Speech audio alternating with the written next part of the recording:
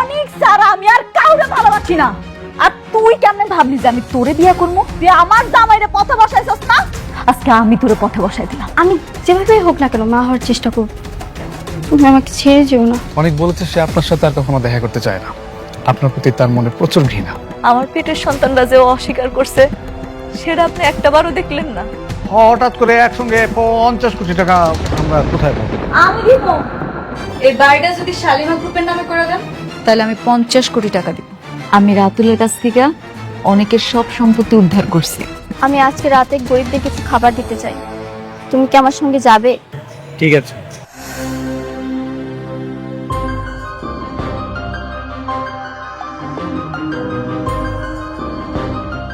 সারাদিন কি করলা? একটা থাকার ব্যবস্থা করতে পারলে না সারাদিনে? কেন আপনারা জানেন না যে আমার ব্যাংক ব্যালেন্স সবকিছু শেষ হয়ে গেছে? আর আমার যে কার্ডগুলো ছিল সেগুলো ব্যাংক লক করে দিয়েছে। এই মুহূর্তে আমি কি করবো আসলে কিছুই বুঝতে পারছি না। সারাদিন কিচ্ছু খাই নাই, না খাইতে খাইতে আমার মায়েরা কেমন একেবারে মুখ টুক শুকায় গেছে। একটা রাত তো, একটু ধৈর্য ধরেন, কালকের মধ্যে কিছু একটা ব্যবস্থা করবো। আরে সেটা করো, আমাকে যা কিছু ওই ফকিনীর বাচ্চার জন্য হয়েছে, তুমি কিন্তু ওই ফকিনীর বাচ্চার একদম চরম প্রতিশোধ নেবে, একদম চরম প্রতিশোধ। আগে বেঁচে থাকতে দেন, তারপর প্রতিশোধটা নিয়ে। এই দেখো দেখো, কি? ওই যে ওই জায়গায় না মনে হইতেছে কোনো বড় লোক গরিব গরিব খাওয়ান দিতেছে। চলো আমরা ওই জায়গায় যাই, আজকে রাতটা অন্তত পক্ষে পেট ভরে খেতে পারবো। মানে আশ্চর্য, আপনারা কি বলতেছেন বুঝতেছেন? মানে এখন কি ফকিরের মতো রাস্তায় হাত পেতে খাবার খেতে হবে? এটাও করতে হবে? তাহলে অসুবিধা কি? সারাদিন না খাই রয়েছি, আমরা মেয়েটা না খাই রয়েছি তো, একটা বেলা খাই। আর আমরা তো এখন বড় লোক নাই, কাগজের বড় লোক আছি, আসলে তো ফকিনি। দেখে তো মনে হচ্ছে বিরিয়ানি দিতেছে মনে হয়। চলো তো যাই, আসো আসো। আল্লাহ তোমারে ভালো রাখুক বাজান। দোয়া করবেন চাচা।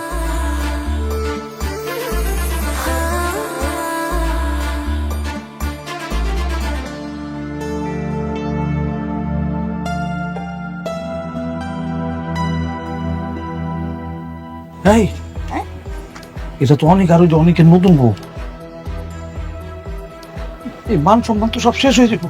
চুপ করে থাকো, আমি বড় করে ঘন্টা দিই আর তুমি মাথার নিচে করে রাখো। যে গেলে কোনো তোমার ঘাড়ের সমস্যা আছে, ঘাড় সোজা হয় না।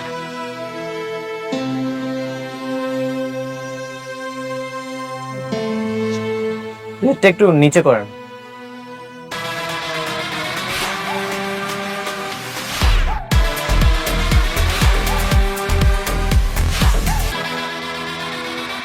চাচা আপনি? হ্যাঁ আমি কেউ না, আমি কেউ না। চাচি আপনিও?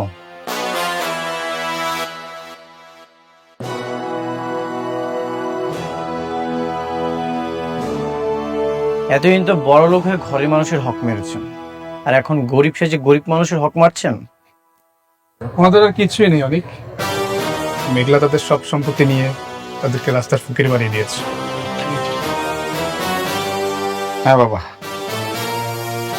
তোমার প্রথম বউ মেঘলা আমাদের সবকিছু কায়রা নিয়েছে, কায়রা নিয়ে রাস্তায় আমাদের এমন ভাবে নামাইছে, বাধ্য হয়ে ওনাদের সাথে খাবার খাইতে বসছি।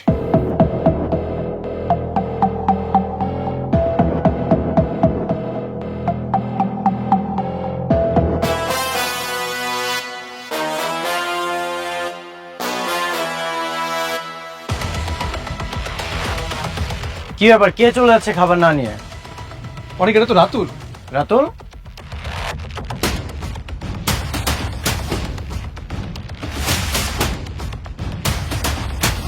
কোথায় পালাচ্ছিস? ভিক্ষা করতে এসে ভিক্ষা না নিয়ে চলে যাচ্ছিস? আমি তোর এখানে ভিক্ষা করতে আসি নাই। এখন এত অহংকার তোর? তোর মতো বেঈমান বিশ্বাসঘাতকের এর চেয়ে কোন পরিণতি আর হতেই পারে না।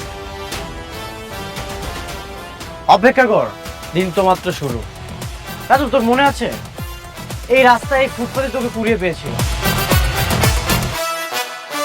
তোকে বন্ধু বানিয়ে বুকে জড়িয়ে ধরেছিলাম, কিন্তু সেই তুই কি করলি? আমার এই বুকেই ছুরি মারলি। প্রকৃতি কি বিচার দেখ, যে রাস্তায় তোকে কুড়িয়ে পেয়েছিলাম সেখানটাতেই তোকে পৌঁছে দিয়েছে। বাবাজি মানতাছি আমরা ভুল করছি, বাবাজি তোমার তো মন অনেক বড়। আমাদের না থাকার কোনো জায়গা নাই, খাওয়ার কোনো জায়গা নাই, তুমি আমাকে একটু আশ্রয় দাও বাবাজি। আপনাদেরকে আমার বাসায় আশ্রয় দিয়ে জীবনের সবচেয়ে বড় ভুল করেছিলাম। আপনি আমার অনেক ক্ষতি করেছেন, আর একটা ক্ষতিও হতে দিব না। সাপের বিষ নামলেও ছবলদার স্বভাবটা কিন্তু কখনোই পরিবর্তন হয় না। ঠিক তেমন বেঈমানকে ক্ষমা করা গেলেও বুকে টেনে নেওয়া যায় না। লাগলে 2 প্লেট খাবার বেশি নেন, কোনো সমস্যা নেই, কিন্তু এই অনিক চৌধুরীর বুকে আর কখনো স্থান হবে না। সাবির, বাকি যারা আছে সবাইকে খাবার দিয়ে বাসায় এসো। বৃষ্টি চলো।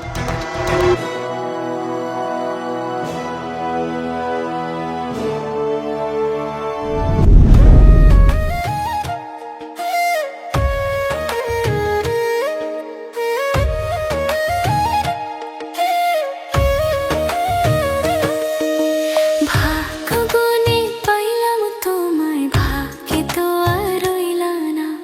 দুঃখে আমার বুক ভেসে যায়, সুখের দেখা হইল না। তবু আমি তোমার আশায় কাঁদি দিবারাত সুখে থেকো, ভালো থেকো গরি ঘরের রাজপুত্রে। ও সুখে থেকো, ভালো থেকো গরি ঘরের রাজপুত্রে। অনেক আজকে আমাদের একটা জরুরি মিটিং আছে, একটা কোম্পানির সঙ্গে কাজের ব্যাপারে কথা হয়েছে। নতুন প্রজেক্ট? কোন কোম্পানি? সেটা তুমি গেলেই বুঝতে পারবে। পার্টি ভালো, মিটিং ঠিকঠাক হলে আশা করি আমরা ঘুরে দাঁড়াতে পারবো, সব লোকসান কাটিয়ে। আই হোপ লাভের মুখটা দেখতে পাবো। বাহ, তোমার কনফিডেন্স দেখে আমার খুবই ভালো লাগছে। মনে হচ্ছে বড় কোনো একটা প্রজেক্ট পাবো। আচ্ছা, মিটিং কখন? তুমি যদি কনফার্ম দাও তাহলে আমি তাদেরকে জানিয়ে দেবো। ঠিক আছে, তাদেরকে কনফার্ম করে দাও। ঠিক আছে।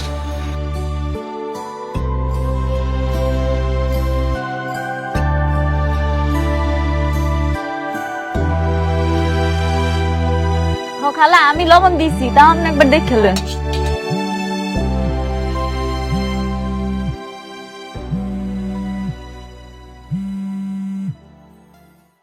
হ্যালো, আসসালামু আলাইকুম। সাবির ভাই, অনেক মিটিং করতে রাজি হয়েছে। কি সত্যি কইতাছেন? হ্যাঁ, সঠিক টাইমে চলে আসবেন। আমি আপনাকে লোকেশন পাঠিয়ে দিচ্ছি। আচ্ছা, ধন্যবাদ ভাইয়া। ওকে। আম্মা, আব্বা, কই তোমরা তাড়াতাড়ি আইও। অনেক আমার লগে দেখা করতে রাজি হইছে। আলহামদুলিল্লাহ। দোয়া করে রে মা, সবকিছু আগের মতো ঠিক হয়ে যাক, তো কষ্ট আর ভালো লাগে না। আমার যে কি খুশি লাগতাছে আব্বা, আমি কইয়া বুঝাইতে পারবো না। এবার ওর লগে দেখা কইরা ওর বাড়িটা ওরে আমি ফেরত দিমু, কমু যে এটা আমার তরফ থেকে তোমার গিফট। আল্লাহ যেন সব মিটায় দেয়, সব ঝামেলা। অনেকের সাথে তোর মিলটা হয়ে গেলে না, আমরা সব চাইতে বেশি খুশি হমু রে মা। ও মা, খুব খুশি হব। আম্মা, আম্মা তুমি দোয়া করো যাতে অনেকে আমার কাছে আবার ফেরত হয়। দোয়া করি মা, অনেক দোয়া করি। আল্লাহ যেন আমার মাইয়াটারে সুখী করে। এমন লক্ষ্মী মাইয়া আমার এত কষ্ট করতেছে, এটা তো সহ্য হয় না।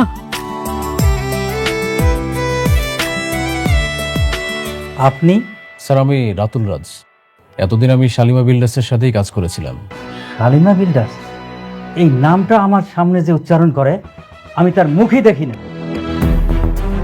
স্যার, আমি একটা সহযোগিতার জন্য আপনার কাছে এসেছি। আমার বিশ্বাস এই সহযোগিতাটা আপনি ছাড়া আর কেউ করতে পারবে না। আমি সহযোগিতা করব? জি স্যার। যেমন? স্যার, আমি জানি শালিমা বিল্ডার্সের যে নতুন মালিক এসেছে সে আপনাকে চরমভাবে অপমান করেছে। আর আপনার মতো একজন স্বনামধন্য মানুষকে যে এইভাবে অপমান করতে পারে, সে মোটেও ভালো মানুষ নয়। ও তো একটা বেয়াদব। ওর জন্যই আমি শালিমা গ্রুপের সঙ্গে সব ব্যবসা বন্ধ করেছি। স্যার, আপনি তো জানেন যে ওই মেয়ে কখন, কোথায়, কিভাবে, কোন পরিস্থিতির মধ্যে দিয়ে এখানে এসেছিল, তাই না? জানি, আর এজন্যই তো ওকে খুঁজে বের করার জন্য আমি খুব চেষ্টা করেছিলাম। যদি জানতাম এত বড় বেয়াদব হবে, তাহলে কোনো দিনই খুঁজতাম না। স্যার, আপনি একটু আমাকে সেই সময়ের কিছু তথ্য দিয়ে সহযোগিতা করবেন প্লিজ। অবশ্যই করব। Thank you. Best of luck. Good afternoon sir, please বসুন। বুঝু শুনুন, ওনার হাজবেন্ডের সঙ্গে উনি আজকে এখানে দেখা করবেন, তো আপনাকে একটা কাজ করতে হবে। ওনার হাজবেন্ড যখন আসবে আপনাকে একটা স্পেশাল ব্যবস্থা করতে হবে। যেমন আমি আপনাকে বুঝিয়ে বলি, সুন্দর একটা রোমান্টিক মিউজিক বাজাবেন, আর যদি পারেন সাথে কিছু ফুল ছিটিয়ে দেবেন, তাহলে তার সুন্দর হয়।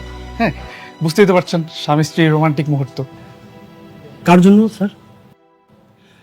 এই বস্তির মেয়ের জন্য আমার রেস্টুরেন্টে রোমান্টিক মিউজিক বাজাবো, ফুল ছিটাবো? এই, আপনি কাকে কি বলছেন? হ্যাঁ, আপনি জানেন উনি কে? আপনি জানেন আমি কত বছর ধরে এই রেস্টুরেন্টে আছি? ফকির মিসকিন আমি দেখলেই চিনতে পারি। শুনেন, আপনারা ভুল জায়গায় আসছেন, আপনারা বাইরে যান। মিটিংটা এখানেই হইব। কত টাকা লাগবে কোন? আপনি আমাকে বলেন কত টাকা আপনার প্রয়োজন।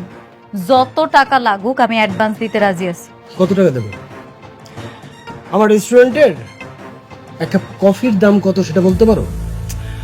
স্যার প্লিজ, আপনারা আসলে টাইম ওয়েস্ট করেন না। রাস্তা থেকে আসছেন, রাস্তায় যান প্লিজ। এক্সকিউজ মি, কারো সম্পর্কে না জেনে এসব উল্টাপাল্টা কথা বলা ঠিক না। হ্যাঁ, আর আপনি যাকে এসব বলছেন তার সম্পর্কে জানলে তার পা জড়িয়ে ধরবেন। কেউ নেই। কোথাকার রাজকন্যা সে? আপনি ওনার পোশাক দেখছেন? সম্ভবত পায়ে তো একটা ভালো স্যান্ডেলও নাই, আর তার পা ধরবো আমি না? স্যার প্লিজ আপনি যান, আমার গেস্ট আসবে, টাইম ওয়েস্ট করে হবে প্লিজ। বুঝতে পারছি, আপনি এমনি বিশ্বাস করবেন না। এই যে আমার কার্ড, এখানে টাকা আছে। আপনি চাইলে এখনই 50,000 টাকা অ্যাডভান্স নিতে পারেন, আমার কোনো অসুবিধা নাই। আপনি একটু তাড়াতাড়ি করবেন, আমার স্বামী যে কোনো সময় আসতে পারে। আমি চাই না সে এসে আমাকে এরকম বিব্রতকর অবস্থায় দেখুক। এই কার্ড তুমি আপনারা চুরি করছেন? নিম্নে 1000 কোটি টাকার মালিক যে না হবে তার কাছে এই কার্ড থাকতে পারে না। আপনারা কি কোনো গ্যাংয়ের লোক? কি বলতেছেন এসব? আপনি কার্ডটা দেখেন না, কার্ডটা দেখেন যে কার নাম লেখা আছে, এরপরেই তো সবকিছু ক্লিয়ার হয়ে যাবে, তাই না? আপনি শুধু শুধু কেন এগুলো বলতেছেন? আমার দেরি হয়ে যাইতেছে, আমার স্বামী আসবো, আপনি কাজটা শুরু করেন তাড়াতাড়ি।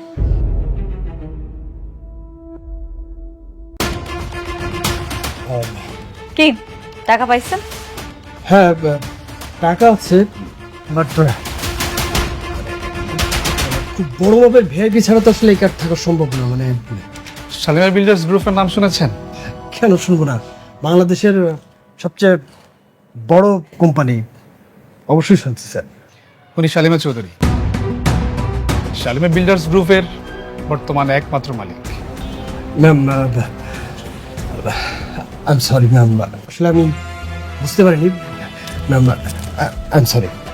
কোনো অসুবিধা নেই। আপনার একটা কথা বলি, পোশাক দেখা মানুষের বিচার করবেন না।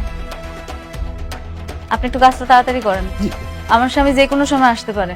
আমি চাই সে আসলে যাতে সবকিছু ঠিকঠাক দেখে। আর কাজটা শুরু হওয়ার পরে আপনি অবশ্যই জানাবেন আমাকে।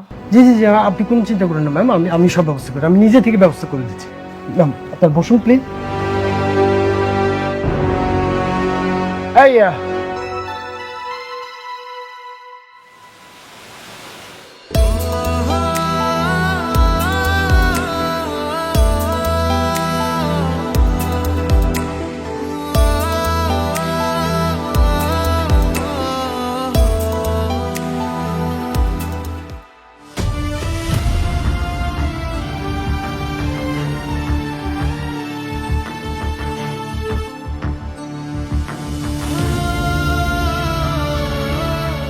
এই তোমার জরুরি মিটিং? তুমি আমাকে মিথ্যা বলে ওর সাথে দেখা করানোর জন্য নিয়ে এসেছো?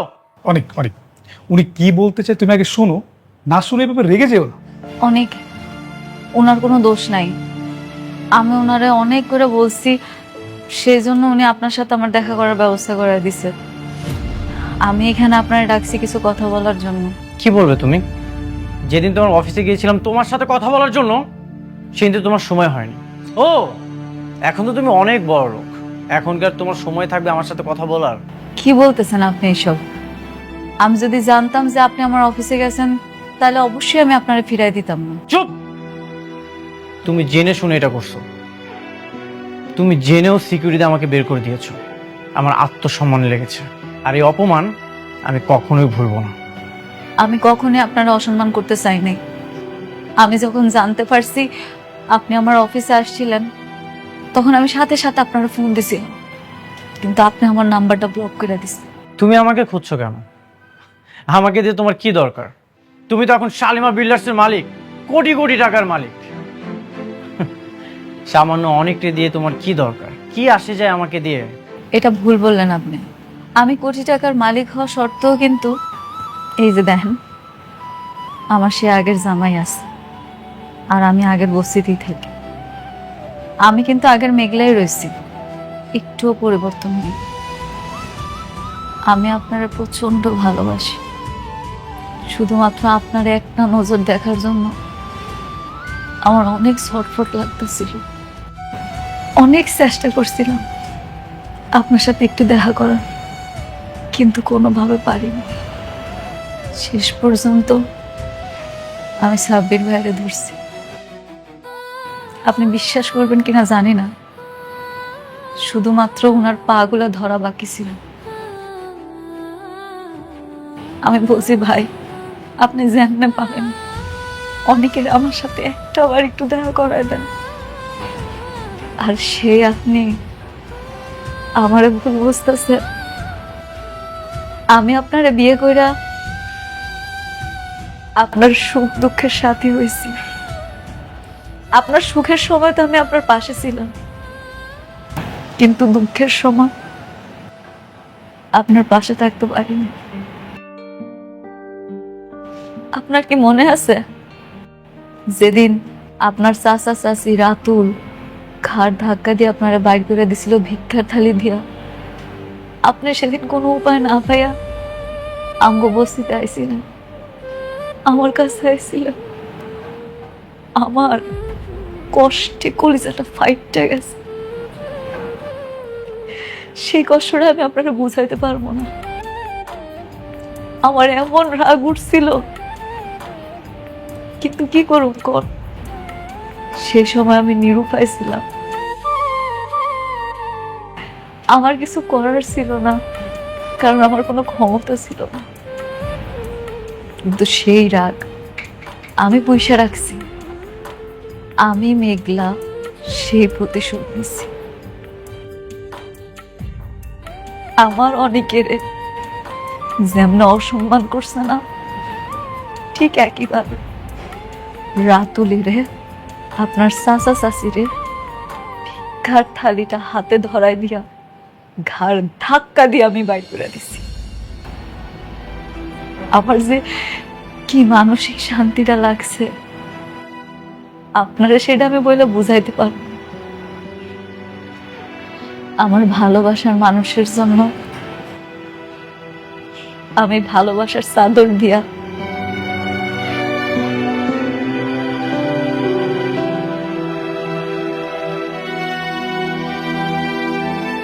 একটা উপহার জড়ায় রাখছিলাম।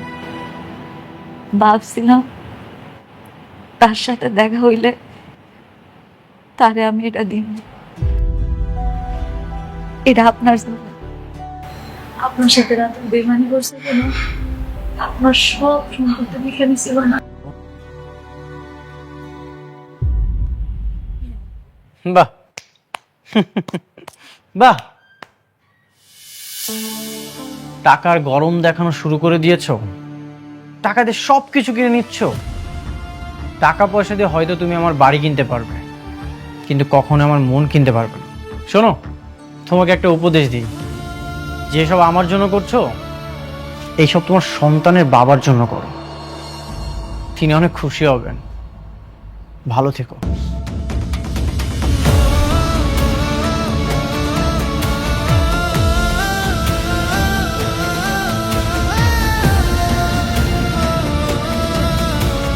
সরি, আমি আসলে বুঝতে পারিনি অনেক আপনার সাথে এরকম ব্যবহার করবে। আর আমি তো আপনাকে বলেছিলাম অনেক আপনার উপর অনেক রেগে আছে।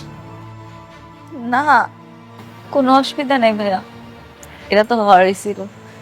কিন্তু আমি এই জিনিসটা এখনো বুঝতেছি না উনি কেন আমার উপরে রাগ। আর অনেক যেহেতু আমার সাথে রাগ করেছিল, সে কেন আমার অফিসে গেছিল, কি চাইতেছিল, কি জানতে চাইছিল, কিচ্ছু বুঝতেছি না। আপনি কি জানেন কিছু? আপনার একটা বান্ধবী আছে না, নীলা নাম? তার বাবার নাম আনিস চৌধুরী। তাদের বেশ কিছু প্রজেক্ট আমাদের দায়িত্ব ছিল। তারপর একদিন একটা ঝামেলা হওয়ার পর তারা তাদের সকল প্রজেক্ট আমাদের থেকে নিয়ে যায়। তাই অনেক আপনার কাছে গিয়েছিল, যদি আপনাদের কিছু প্রজেক্ট আমাদেরকে দেন তাহলে খুব উপকার হতো। এটাই। হ্যাঁ, আমি তো ওইটাই চাই। আমি এখন থেকে আমাকে সব প্রজেক্ট অনেকের দিতে চাই। আমি রাতুলের সব প্রজেক্ট ক্যান্সেল করে দিছি। আমি চাই আমাকে সামনে যত কাজ আসবো সব অনেক করব। আপনি একটা কাজ করেন না, অনেকের সাথে আমার আর একটা আবার দেখা করার সুযোগ করে দেন না। আমি ওর লগে দেখা হইলে ওরা সবকিছু বোঝায় বলবো। অনেকের মাথাতে এখন একটু গরম আছে। আচ্ছা, মাথা ঠান্ডা হলে আমি তাকে বুঝাবো, আমি দেখবো ব্যাপারটা। হ্যাঁ, তাহলে আজকে আসি।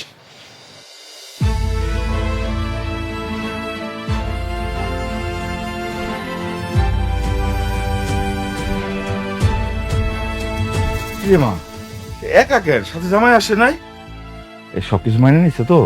আরে মাইনে নিব না কেন? অনেক কত ভালো একটা বলা। ওই মেঘলা জামাই কি কইছে, কখন আইব? আসবো না আম্মা, অনেক আর আসবো না। আমার মনে হয় অনেকের লগে আর কোনো দিন মিল হইব না।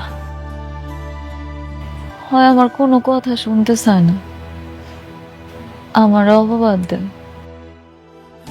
ওই কি আমার কোনোদিনও বুঝবো না। কি করছিস সব?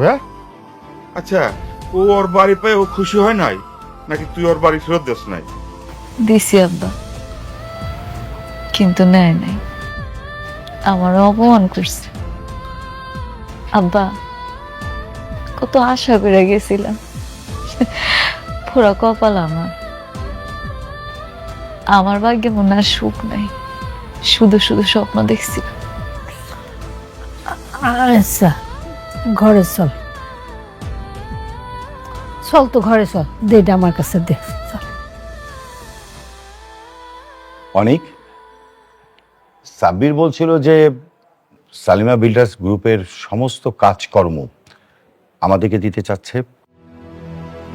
তোমার সঙ্গে নাকি তোমার প্রথম স্ত্রী মেঘলার মিটিং হয়েছে? আমি স্যারকে বলছি। হ্যাঁ, মিটিং হয়েছে, কিন্তু আমি রাজি হইনি। কেন রাজি হবে না? এত বড় সুবর্ণ সুযোগ কেউ হাতছাড়া করে? তাছাড়া আনিস চৌধুরীর কারণে বর্তমানে আমাদের ব্যবসার কি অবস্থা সেটা তো তুমি ভালো করেই জানো। হ্যাঁ জানি বাবা, কিন্তু আমি মেঘলার কোনো দয়া নিতে চাই না। ওর কাজ করে আমি বড় হতে চাই না। আর তাছাড়া বৃষ্টি এটা কখনোই মেনে নেবে না। আশ্চর্য, বৃষ্টি কেন জানবে? তাছাড়া বিজনেস আর পারিবারিক সম্পর্ককে এক করো না। তুমি তো কাজটা বিজনেস হিসাবেই নিচ্ছ, তাই না? এখানে ব্যক্তিগত বিষয় কেন টানবে? কিন্তু বাবা, দেখো বাবা, তুমি তো খুবই ভালো ছেলে এবং কিভাবে ব্যবসা পরিচালনা করতে হয় সেটা কিন্তু তুমি খুব ভালো করেই জানো। আর আমার তো বয়স হয়েছে, এই বয়সে যদি ব্যবসা লোকসান হয় তাহলে তো আমাদেরকে পথে বসতে হবে। ঠিক আছে, আমি আগামীকাল যাব শালিমা বিল্ডার্সের মিটিং করার জন্য। Thank you.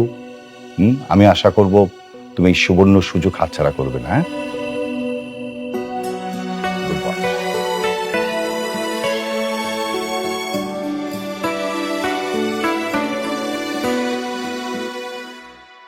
ও আয় পড়ছো? এ নাও, খায় নাও, হাত ধুইয়া। দিয়াই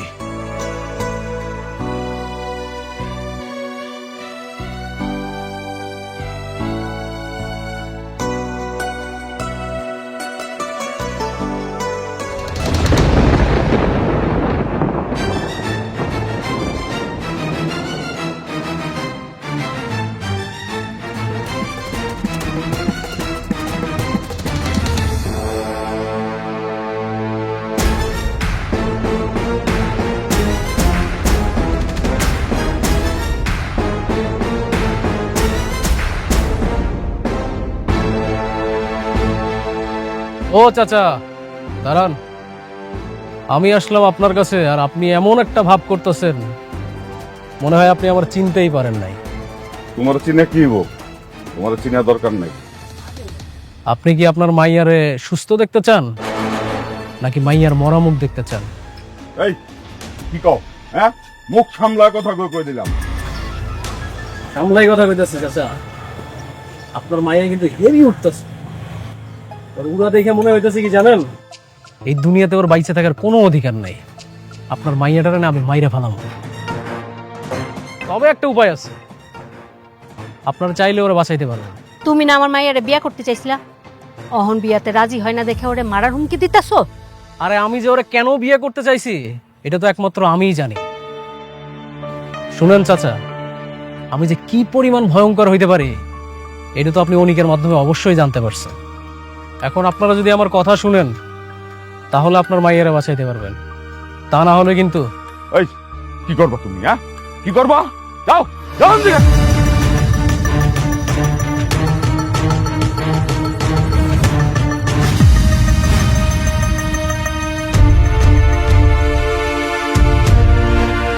বুইরার কলজাটা অনেক বাইরে গেছে না, একদম কলজার মধ্যে দুইটা ভইরা দেবো। কই নিয়ে যান? কারে বাঁচাইতে আসছেন? আপনার স্বামীরে নাকি আপনার মাইয়ারে? মাফ করে তো বাবা আমাকে, মাফ করে, ভুল করছি, ভুল হয়ে গেছে আমাকে। এই তো লাইনে আসছেন। আমার কথা না শুনলে কিন্তু আপনার স্বামী আর মাইয়া দুইটারই হারাইবে। কমু বাবা, কমু, সব কমু। এখন তাহলে আমি যেটা কই সেটা শুনেন মনোযোগ সহকারে, বুঝতে পারছেন? আমার কথা শুনলে আপনি আপনার স্বামী, আপনার মাইয়া দুইটারে বাঁচাইতে পারবেন।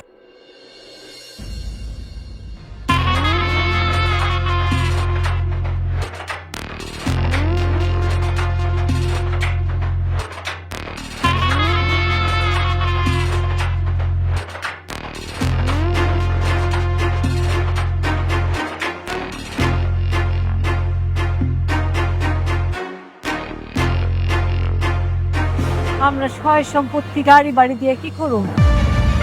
আমাকে মাইয়া আমার কাছে ফিরাইলেই হেতে আমরা খুশি, আল্লাহর কাছে শুকরিয়া করো। সবাই যে বললাম, এখন আমি কি করবো কিছুই বুঝতে পারতেছি না। আমাকে গাড়ি বাড়ি কিচ্ছু লাগবো না। ম্যানেজার আঙ্কেল, ম্যাডাম, আপনি অনেকের সব কিছু দেওয়ার ব্যবস্থা করেন। ঠিক আছে ম্যাডাম। ম্যাডাম, উনি কি আমাদের কাজটা করবেন? কেন করব না? আমি সাব্বির সাহেবের সাথে কথা বলছি, উনি বলছে যেমনি হোক অনেকের আনানোর ব্যবস্থা করব। আমার মনে হয় উনি আইসাও পড়তেছে। ঠিক আছে ম্যাডাম, তাহলে আমি ব্যাপার চলে এসেছি। কেমন আছেন আপনি? রাতুল সাহেব, আপনি আবার আসছেন? জি। সাথে এত লোক কেন? সিকিউরিটি কোথায়? সিকিউরিটি! কি ব্যাপার, আপনাদের তোমরা ঢুকলো কিভাবে? হ্যাঁ? আরে ম্যানেজার সাহেব, রিল্যাক্স। আপনি এত উত্তেজিত হচ্ছেন কেন? আচ্ছা, ওই আগে ইন্ট্রোডিউসটা করে দিই। হ্যাঁ, এই যে আমার পাশে যাকে দেখতে পাচ্ছেন ইনি হচ্ছে একজন লয়ার, আর ওই যে ওনাকে দেখছেন উনি হচ্ছে আমাদের থানার অফিসার। আর এনাকে তো চিনিনি, আর ওনাদের সম্পর্কে না হয় পরেই বলি।